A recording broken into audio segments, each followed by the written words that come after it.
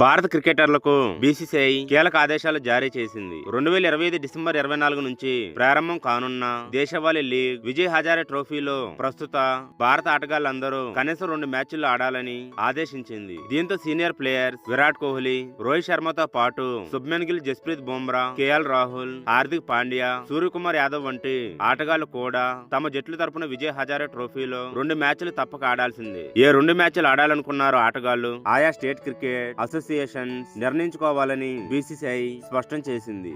వీడియోను చూసే ముందు చిన్న రిక్వెస్ట్ అండి, వీడియోను లైక్ చేసి మీ సపోర్ట్ ని తెలియజేయండి. మొదటిసారి మన ఛానల్ ను చూస్తున్నట్లయితే సబ్స్క్రైబ్ చేసుకుని పక్కనే ఉన్న బెల్ ఐకాన్ ని ఆన్ చేసుకోండి. ప్రస్తుతం టీమిండియా దక్షిణాఫ్రికా మధ్య 5 మ్యాచ్ల టీ20 సిరీస్ జరుగుతున్న విషయం తెలిసింది. ఈ సిరీస్ 2025 డిసెంబర్ 19 ముగుస్తుంది. ఈ సిరీస్ తర్వాత 2026 జనవరి 11 నుంచి న్యూజిలాండ్ లో భారత్ 3 మ్యాచ్ల వన్డే సిరీస్ ఆడనుంది. దక్షిణాఫ్రికా టీ20 సిరీస్ ముగింపు, న్యూజిలాండ్ తో వన్డే సిరీస్ ప్రారంభానికి మధ్య 3 వారాల గ్యాప్ ఉంది. ఈ గ్యాప్ లో క్రికెటర్ల ఫామ్, ఫిట్నెస్ కోల్పోకుండా విజయ్ హజారే ట్రోఫీలో కనీసం 2 మ్యాచ్లు ఆడాలని బీసీసీఐ ఆదేశించింది. అంతేకాకుండా రోహిత్ కోహ్లీతో పాటు ఇతర ఆటగాళ్లకు కూడా బోర్డు నియమాలను ఒకే విధంగా సెట్ చేయాలని బీసీసీఐ భావించడంతో ఈ ఆదేశాలు వెలుగులోకి వచ్చాయి. అయితే పిలహా గాయంతో బాధపడుతున్న స్టార్ బ్యాటర్ శ్రేయస్ అయ్యర్ కు ఈ నిబంధనలను మినహాయించింది. అంతర్జాతీయ టెస్టు టీ20 గుడ్ బై చెప్పిన టీమిండియా దిగ్గజ క్రికెటర్స్ విరాట్ కోహ్లీ, రోహిత్ శర్మ కేవలం వన్డే ఫార్మాట్ మాత్రమే